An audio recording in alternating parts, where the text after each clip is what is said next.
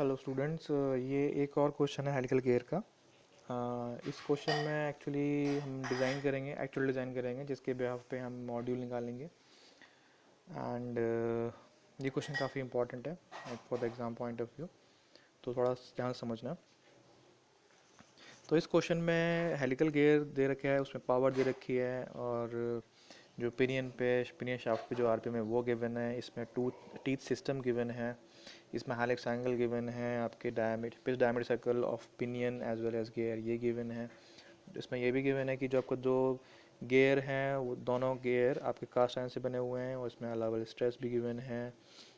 इसमें कुछ दो चीज़ अलग से वो जो हमने अभी तक यूज़ नहीं करी है वो चीज़ गिवन है। इसमें सरफेस एंड्रेंस स्ट्रेंथ गिवन है, एंड इसमें आपको इलास्टिक मॉडल दे रखा है। यानी ये जो दो फैक्टर हैं, आपको आई थिंक आपको आइडिया लग गया होगा, ये दो फैक्टर से हम वैल्यू ऑफ के निकालने वाले हैं, यानी लोड स्ट्रेस फैक्टर जो वियर में काम आती है। ठीक है। और तो क्वेश्चन में ये दे रखा है, suggest the suitable module and the face width and and check the strength of gear pair in wear, मतलब वेयर भी हमें निकालना होगा। ठीक है। तो डिज़ाइन क्वेश्चन प्रॉपर, इसमें हमें मॉड्यूल निकालना है, फिर फेस विड्थ निकालना है, मतलब मॉड्यूल भी गिवन नहीं है, फेस विड्थ भी गिवन नहीं है। और एक क्वेश्चन हेलिकल गियर का है। तो मैंने बताया था कि आपको मॉड्यूल जो फेस विड्थ अज्यूम करनी होगी वो कितनी अज्यूम करनी होगी, 12.5 mm times of normal module. ठीक है। तो ये गिवन हो गया। गिवन लिखने के बाद हम देखते हैं कि जो हमारी स्ट्रेंथ है, क्योंकि देखो करना क्या है इसमें, मैं को एक बार रिमाइंड करा दूं। हमें इसमें पावर गिवन है, आरपीएम गिवन है, डायमीटर गिवन है, तो यानी हमको ये हम निकाल सकते हैं। पी इफेक्टिव वाला काम हमारा हो जाएगा आसानी से। ठीक है, ये आप दिमाग से निकाल दो, क्योंकि पी इफेक्टिव के लिए क्या चाहिए, पी इफेक्टिव के लिए पीटी चाहिए, सी एस चाहिए, सी वी चाहिए। सी एस गिवन नहीं है, एज्यूम कर लेंगे। सी वी निकलेगा वेलोसिटी से, वेलोसिटी नहीं गिवन बेसिस में निकल जाएगी वेलोसिटी। अगर वेलोसिटी नहीं भी गिवन होती है तो हम इसको एज्यूम करके काम कर लेते हैं। ठीक है। पीटी पीटी पीटी निकालने के लिए हमको चाहिए पावर और चाहिए वेलोसिटी। ठीक है, पावर चाहिए और वेलोसिटी चाहिए। पावर हमें गिवन है, वेलोसिटी कैसे निकलेगी, वेलोसिटी निकलेगी pi D P N P by 60 into 1000। यहाँ पे डी पी गिवन है, यहाँ पे एन पी गिवन है, तो आपका वेलोसिटी गिवन है। डेट मीन्स आपका पी इफेक्टिव निकाल के आ जाएगा। ठीक है। तो पी इफेक्टिव आप निकाल लेना, अभी इसको हम थोड़ा स्किप करते हैं, हम पहले बढ़ते हैं एस बी पे। एस बी हेलिकल है, तो एस बी क्या होगा, ये देखो एस बी क्या होगा, B M N capital Y और sigma B. Sigma B directly given है आपको 100। वाई आप निकाल लोगे क्योंकि आपको नंबर ऑफ टीथ गिवन नहीं है, तो उसको हम अज्यूम कर लेंगे, कोई दिक्कत नहीं है। एक सेकेंड में हेलिक्स एंगल, हाँ हेलिक्स एंगल 45 गिवन है, तो हम नंबर ऑफ टीथ अज्यूम करने के बाद इसको काम कर सकते हैं। या फिर हाँ, इसको इसको अज्यूम ना करके इसको हम इन टर्म्स ऑफ मॉड्यूल भी कर सकते हैं। जैसे कि हमें जेड पी क्या होगा, डी पी बाय एम। ठीक है, सेम चीज़ क्या हो जाएगी, क्योंकि हम यहाँ पे नॉर्मल मॉड्यूल निकालेंगे, तो by cos psi cos psi. ठीक है, ये हम पुट कर देंगे यहाँ पे, देख लो। तो डीपी से इसने जेड पी निकाला, जेड पी से इसने virtual number of teeth on formative spur gear निकाल दिया in the form of N M N.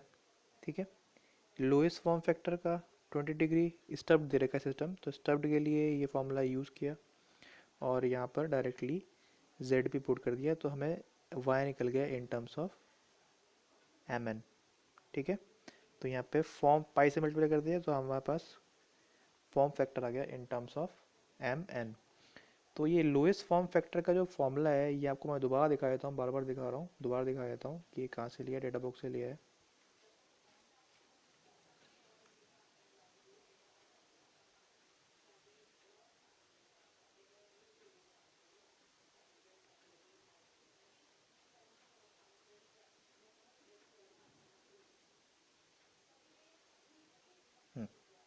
ये आपका हेलिका गेयर का सेक्शन है। इसमें जो आपको 20 डिग्री स्टब्ड टीथ दे रखे हैं, इसमें ये फॉर्मूला हमने वहाँ पे यूज़ किया है। यहाँ पे ZE है, ये वर्चुअल नंबर ऑफ टीथ है। ठीक है।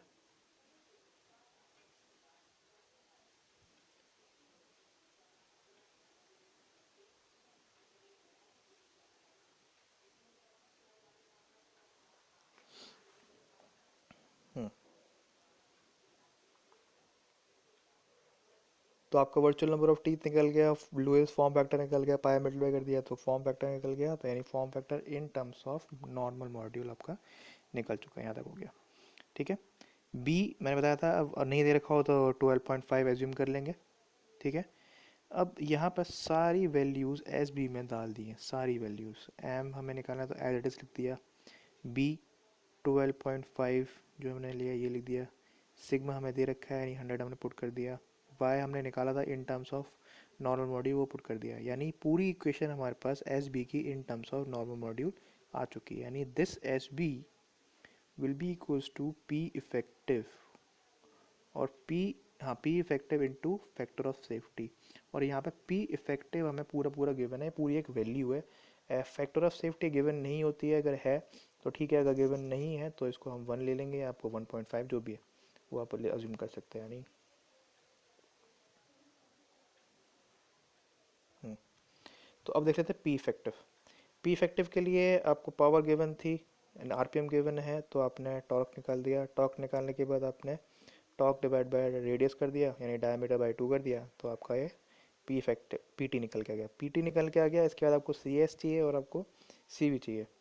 तो मैंने बताया वेलोसिटी आप निकाल सकते हो, यानी पी इफेक्टिव सी एस नहीं गिवन है तो आप एज्यूम कर लिया, सी एस एज्यूम कर लिया। किसके लिए एज्यूम किया आपने? Medium shocks 8 to 10 hour per day operation के लिए हमने एज्यूम किया है। ये कहाँ से एज्यूम करना है एक बार मैं आपको ये भी दिखा देता हूँ, फिर फर्दर प्रोसीड करेंगे।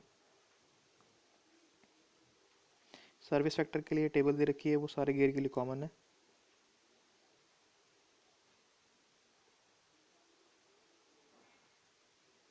ये रही टेबल नंबर 19.6। यहाँ से आपको जो मैं बताया था, इसने 1.5 एज्यूम किया है, यानी मीडियम शॉक्स जो आपकी सर्विस है वो 8 to 10 आवर की सर्विस है, तो अपने ये वैल्यू एज्यूम कर ली। ठीक है। तो आपका सी एस फैक्टर आपने एज्यूम कर लिया 1.5, तो सी एस की वैल्यू पूरी हो गई। अब सी वी के लिए हमें चाहिए वेलोसिटी। वेलोसिटी हम निकाल सकते हैं, तो यहाँ वेलोसिटी निकाल दी है।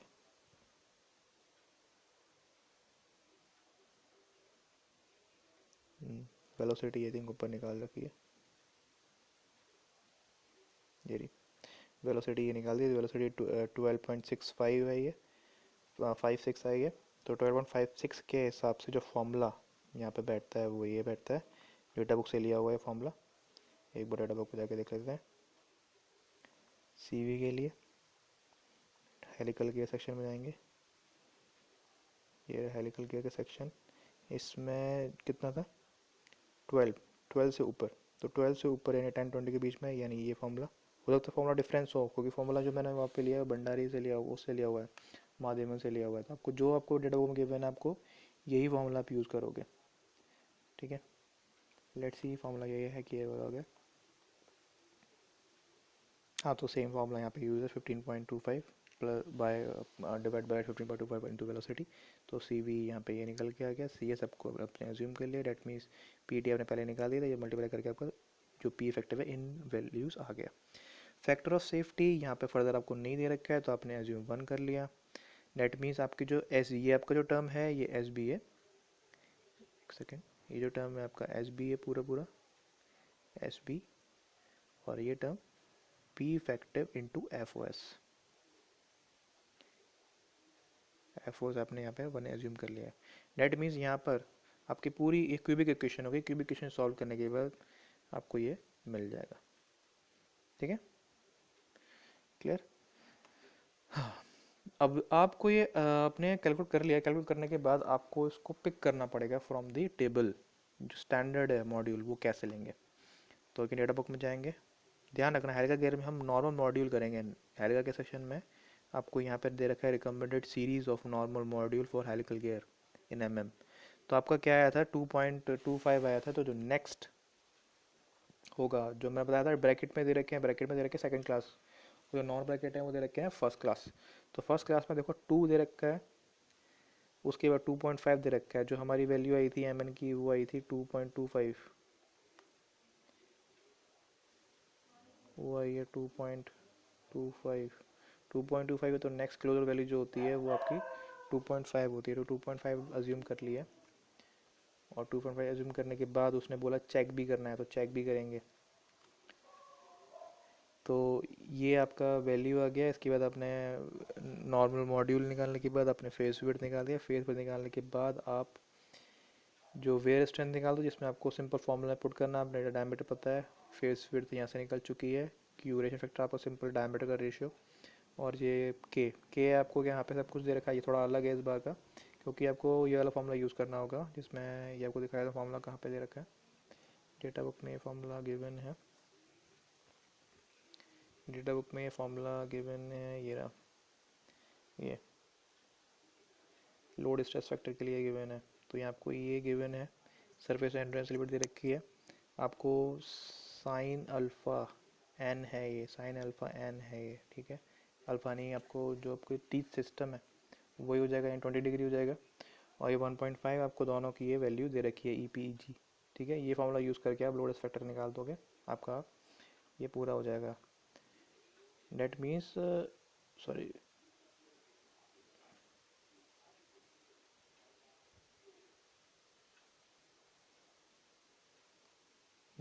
डेट मीन्स आपको ये गिवन है, ये फॉर्मूला में ये नहीं आएगा, आपका ये गिवन है, ई पी गिवन है, ई जी गिवन है, ठीक है। डेट मीन्स आपको लोड फैक्टर आ गया, रेडिएशन फैक्टर भी, एवरीथिंग ये सब कुछ गिवन है आ गया। डेट मीन्स आपका ये निकल गया। और आपको ये बताना पड़ेगा, क्योंकि इसमें बोला है, क्वेश्चन में बोला है चेक, क्वेश्चन में बोला है check the strength of gear in wear, check करना है। डेट मीन्स आपका क्या होना चाहिए, S W should be greater than P effective होना चाहिए, ये कंडीशन सेटिस्फाई करानी है। जो पी इफेक्टिव निकाला है, पी फैक्टर जो स्ट्रेस अप्लाइड हो रहा है उसमें चेंज नहीं आएगा। आपने जो स्ट्रेंथ मतलब जो आपने मॉड्यूल निकाला है, मॉड्यूल से स्ट्रेंथ में चेंज आएगा, स्ट्रेस ऐसे का ऐसे ही रहेगा। जो आपने पी फैक्टर निकाला है वो ये है 3265, तो ये कम होना चाहिए। जो आपकी वी स्ट्रेंथ है, ये वी स्ट्रेंथ कितनी है, वी स्ट्रेंथ है 56200, ठीक है। तो ये कम है और ये सेटिस्फाई होता है। डेट मीन्स आपका क्वेश्चन सही है, सही डायरेक्शन में आपने जो मॉड्यूल निकाला है वो सही है, ठीक है। ओके, इतना क्वेश्चन करना है, इस तरह से करना है, ठीक है। आई होप समझ में आया होगा आपको ये। Thank you.